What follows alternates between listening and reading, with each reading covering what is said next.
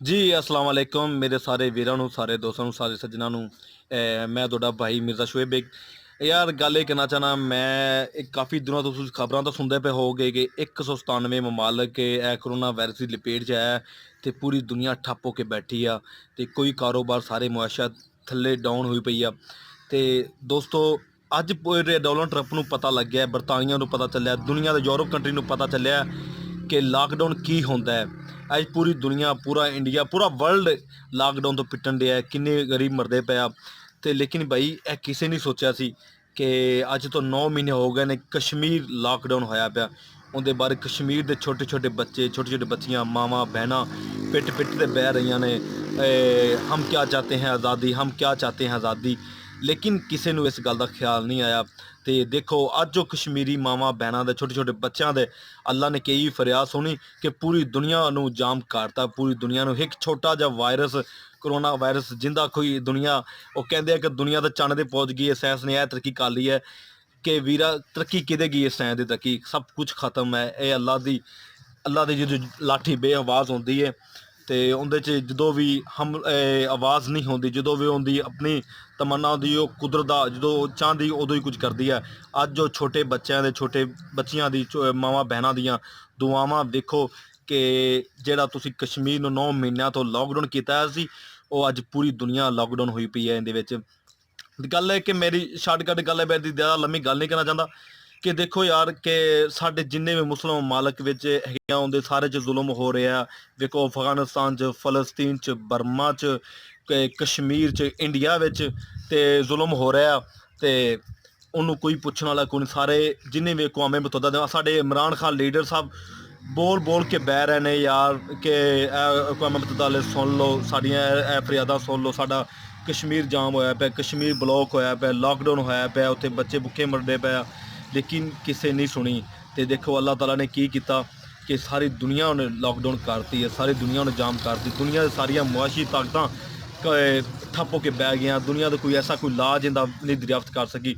ਕਹਿੰਦੇ ਦੁਨੀਆ ਅਮਰੀਕਾ ਸਭ ਤੋਂ ਵੱਡੀ ਉੱਥੇ ਪਰਿੰਦਾ ਵੀ ਮਤਲਬ ਉਹਨਾਂ ਦੀ ਇਜਾਜ਼ਤ ਬਿਨਾਂ ਪਾਣੀ ਨਹੀਂ ਮਾਰਦਾ ਕਿੱਥੇ ਗਈਆਂ ਉਹਨਾਂ ਦੀਆਂ ਸਭ ਮੁਹਾਰਤਾਂ ਕਿੱਥੇ ਗਈਆਂ ਸਾਇੰਸੀ ਤਕਨੀਕਾਂ ਕਿ ਜਿਹੜੇ ਅੱਜ ਉਹ ਇੱਕ ਛੋਟਾ ਜਿਹਾ ਵਾਇਰਸ ਕਾਬੂ ਨਹੀਂ ਕਰ ਸਕਦੇ ਇੰਨੀਆਂ ਦੁਨੀਆ ਦੂਸਰੇ ਨੰਬਰ 'ਤੇ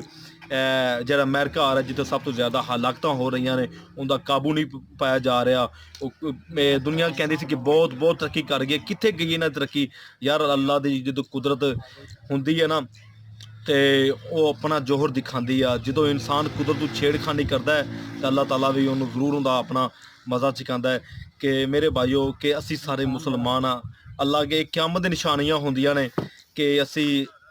ਇੰਤਹਾ ਮਤਲਬ ਇਹਦਾ ਜੇ ਜ਼ੁਲਮ ਹੁੰਦੇ ਆ ਅਸੀਂ ਸਭ ਕੁਝ ਖਾਮੋਸ਼ ਹੋ ਕੇ ਬੈਠ ਜਾਏ ਆਪਣੀ ਦੁਨੀਆ 'ਚ ਆਪਣੇ ਪੈਸੇ ਕਮਾਉਣ 'ਚ ਮਗਨ ਹੋਏ ਹੋਏ ਆ ਕਿਸੇ ਦੇ ਕਦੇ ਸੋਚਿਆ ਨਹੀਂ ਤੇ ਸਿਰਫ ਆਪਣੇ ਪੇਟ ਦਾ ਹੱਥ ਮਾਰਿਆ 99 ਨੂੰ 100 ਬਣਾਉਣ ਦੇ ਚੱਕਰਾਂ ਵਿੱਚ 100 ਨੂੰ 200 ਬਣਾਉਣ ਦੇ ਚੱਕਰਾਂ ਵਿੱਚ ਸਾਰੀ ਆਪਣੀ ਜ਼ਿੰਦਗੀ ਬਸਰ ਕਰਤੀ ਇੱਕ ਦਿਨ ਐਸਾ ਹੁੰਦਾ ਹੈ ਕਿ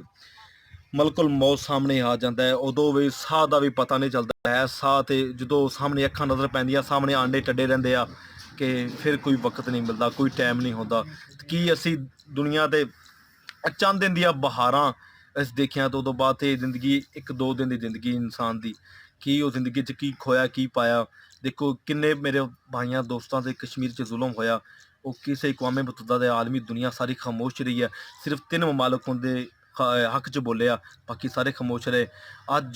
ਅੱਜ ਕਰਲਾ ਪਿੱਟ ਪਿੱਟ ਤੇ ਬਹਿ ਰਹੇ ਨੇ ਕਿ ਇਹ ਲਾਕਡਾਊਨ ਖੁੱਲ ਜਾਵੇ ਜਾਂ ਅੱਲਾ ਇਹ ਵਾਇਰਸ ਨੂੰ ਨਿਜਾਤ ਮਿਲ ਜਾਏ ਦੇਖਿਆ ਕਿ ਅਜ਼ਾਨਾਂ ਮਿਲ ਰਹੀਆਂ ਨੇ ਉੱਥੇ ਦੁਆਵਾਂ ਮੰਗ ਰਹੀਆਂ ਯਾਰ ਅੱਲਾ ਦੀ ਲਾਠੀ ਬੇਆਵਾਜ਼ ਹੁੰਦੀ ਉਹ ਆਪਣੀ ਮਰਜ਼ੀ ਕਰਦਾ ਹੈ ਇਨਸਾਨ ਜਿੱਦਾਂ ਮਰਜ਼ੀ ਕਰ ਲੈ ਜਿਵੇਂ ਅੱਲਾ ਦਾ ਕਰਨਾ ਹੈ ਉਹੀ ਹੋਣਾ ਤੇ ਥੋੜ੍ਹੇ ਦਿਨ ਪਹਿਲਾਂ ਦੇਖੋ ਜੀ 1 ਮਹੀਨਾ ਪਹਿਲੇ ਔਰਤਾਂ ਦਾ ਇਤਜਾਜ ਹੋਇਆ ਸੀ ਮੇਰਾ ਜਿਸਮ ਮੇਰੀ ਮਰਜ਼ੀ ਹੁਣ ਕਿਥੇ ਨੇ ਔਰਤਾਂ ਹੁਣ ਦਿਖਾਵਣ ਆਪਣਾ ਜਿਹੜਾ ਜਿਸਮ ਜਿਹੜਾ ਕੱਜਿਆ ਹੋਇਆ ਉਹਨਾਂ ਤੇ ਅੱਜ ਕਮਨ ਕਿ ਮੇਰੀ ਮਰਜ਼ੀ ਮੇਰਾ ਜਿਸਮ ਮੇਰੀ ਮਰਜ਼ੀ ਇਹ ਦੇਖੋ ਅੱਜ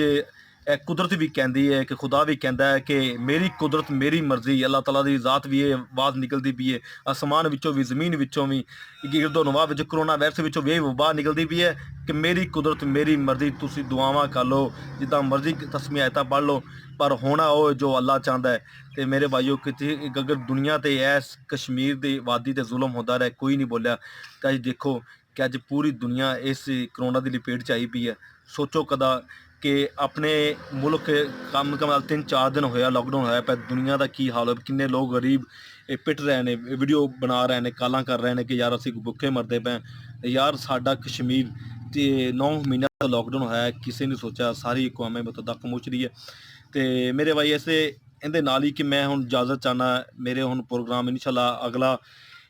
ਮੈਂ ਕੁਝ ਸਟੰਟ ਵੀਡੀਓ ਦੀ ਟ੍ਰੇਨਿੰਗ ਬਾਰੇ ਦੱਸਣਾ ਚਾਹੁੰਦਾ, ਲੇਕਿਨ ਕੁਝ ਹਾਲਾਤ ਐਸੇ ਸਨ ਮੈਂ ਨਹੀਂ ਦੱਸ ਸਕਦਾ, ਕਿਉਂਕਿ ਸਾਡਾ ਮੁਲਕ ਸਾਰੇ ਇਸ ਕਰੋਨਾ ਵਾਇਰਸ ਦੀ ਲਪੇਟ ਵਿੱਚ ਆ। ਤੇ ਮੈਨੂੰ ਉਹ ਮੁਨਾਸਬ ਨਹੀਂ ਲੱਗਿਆ ਕੋਈ ਇਸ ਤਰ੍ਹਾਂ ਦੀ ਵੀਡੀਓ, ਕੋਈ ਇਸ ਤਰ੍ਹਾਂ ਦਾ ਪ੍ਰੋਗਰਾਮ ਵਗੈਰਾ ਸ਼ੇਅਰ ਕਰਾਂ। ਤੇ ਮੇਰੇ ਭਾਈਓ ਮੇਰੀ ਤੁਹਾਡੇ ਕੀ ਛੋਟੀ ਜਿਹੀ ਗੁਜ਼ਾਰਿਸ਼ ਹੈ ਕਿ 5 ਵਕਤ ਦੀ ਨਮਾਜ਼ ਦੀ ਪਾਬੰਦੀ ਕਿੱਦਾਂ ਕਰੋ, ਤੇ ਹਕੂਕੁल्लाह ਹਕੂਕੁਲ ਬਾਦ ਦੀ, ਹਕੂਕੁल्लाह ਦਾ ਕੁਝ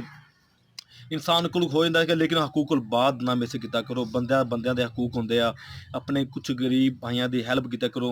ਹਰ ਜਗ੍ਹਾ ਕਰਫਿਊ ਲੱਗਿਆ ਹੈ, ਬਾਹਰ ਬੰਦੇ ਨਹੀਂ ਜਾਂਦੇ ਯਾਰ, ਲੋਕਾਂ ਦੀਆਂ ਛੱਤਾਂ ਤੋਂ ਤੁਸੀਂ ਜਾ ਕੇ ਇੱਕ ਦੂਜੇ ਨੂੰ ਰਾਸ਼ਨ ਪਹੁੰਚਾ ਸਕਦੇ ਹੋ। ਆਪਣੇ ਮੁਹੱਲੇ ਵਿੱਚ, ਆਪਣੇ ਰਿਸ਼ਤੇਦਾਰਾਂ ਵਿੱਚ ਤੁਸੀਂ ਦੇਖੋ ਕਿ ਸਾਡੇ ਘਰਾਂ ਵਿੱਚ, ਦੂਸਰੇ ਗਿਰਦੋਨਵਾ ਵਿੱਚ ਕੋਈ ਗਰੀਬ ਹੈਗਾ, ਕੋਈ ਮਜ਼ਦੂਰ ਹੈਗਾ ਕਿ ਉਹਦੇ ਘਰ ਮੈਂ ਰਾਸ਼ਨ ਪਹੁੰਚਾ ਕੇ ਆਵਾਂ, ਜਿਹੜੇ ਕਿ ਅੱਜ ਉਹ ਮਜ਼ਦੂਰੀ ਨਹੀਂ ਕਰ ਸਕਦੇ। ਹਰ ਜਗ੍ਹਾ ਲਾਕਡਾਊਨ ਹੋਇਆ ਪਿਆ।